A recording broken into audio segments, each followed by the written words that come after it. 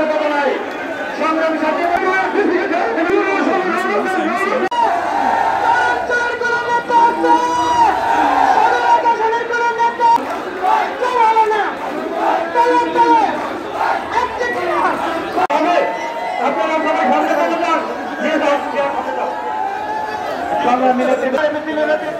আপনারা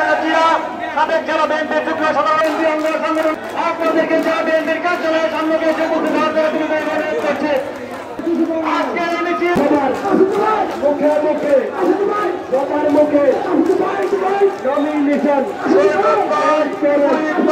প্রবাসী পানের দাবি মাসুদ ভাইকে